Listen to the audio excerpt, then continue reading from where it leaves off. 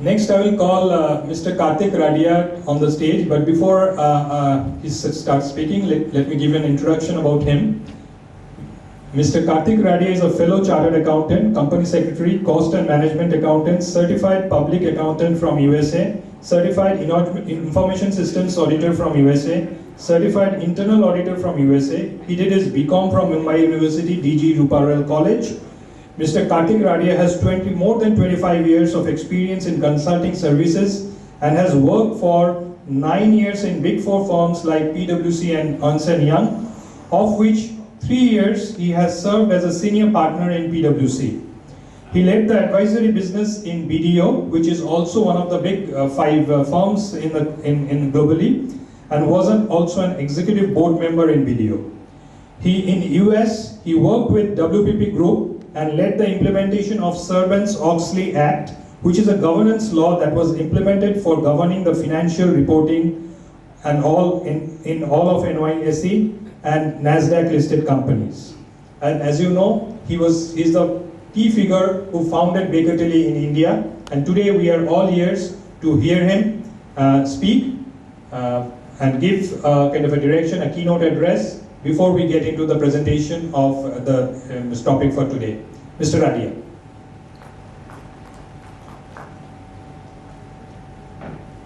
So first of all, thank you Subayu for a nice and generous introduction. Thank you Devashish Sain sir for helping us organize this knowledge sharing event today on the data protection and privacy, which is one of the very, very hot topics, and more we will cover of course in the course of our presentation. Thank you Suman Yogi ji, thank you Meghna Pal ji, thank you Kalyan Roy Chaudhary ji, thank you all of you for assembling here and for encouraging the knowledge sharing for the data protection and privacy, which is one of the very, very important hot topics for today. Friends, as most of you would have thought about this act when it was passed in the parliament, and as it has come out, you know, one very important reflection that comes out is ours is now a #1 populated country in the world, the most populous country, the youngest workforce, the fastest developing nation. And while we have in a great speed passed this enactment, you know, we were also looked upon not so very nicely and greatly till the time that we did not have a basic data protection act to protect the data of the citizens. So let's say the data of the citizen is actually the right, a basic democratic right that an individual has for his owning his own data, for having ownership of his or her own data.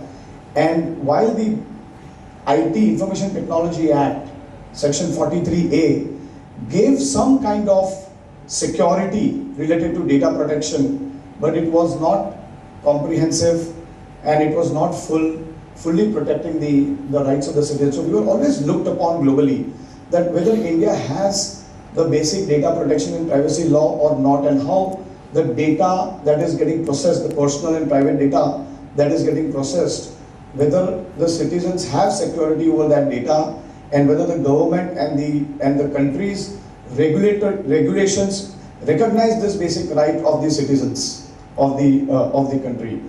So while the act has so far, I would say about 80-90% of the people who are implementing, 80-90% of the people who are acting as consultants, compliance officers, while most of them have looked upon the data protection as a mere compliance subject, how do we comply, how do we meet the regulatory requirements? There are very, very few who have taken this subject as a core part of their business strategy. And to me, that is something which is very, very important as business advisory and consulting firm. That is something that we would like to advise and impress upon and guide our clients, you know, to make sure that how this data protection and privacy as a subject can be taken as a very, very important part of the core business strategy. And the question comes how, because this is all about compliance. So this act and the global GDPR regulation and the privacy regulations around the world has given rise to a subject called trust and the digital trust. And if you look at the subject of digital trust, where most of the transactions, most of the dealings happen over the internet, and there is some kind of a digital trust that enables people to conduct the business. Privacy is a very, very important component of that digital trust.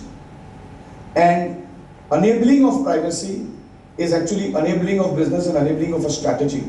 And I would like to give you one example of this, that how this act is being also, as we speak today, while the act has just got passed by the parliament, approved by the parliament, and has also got the president's assent for enactment and yet to be notified though in terms of the effective date.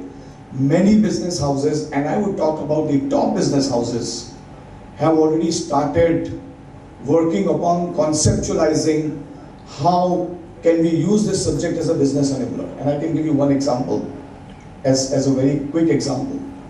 You know, one of the very integrated financial services business house, the top private sector business house of our country, which has bank, financial services, NBFC, mutual fund, insurance, health insurance, personal insurance, and also business insurance.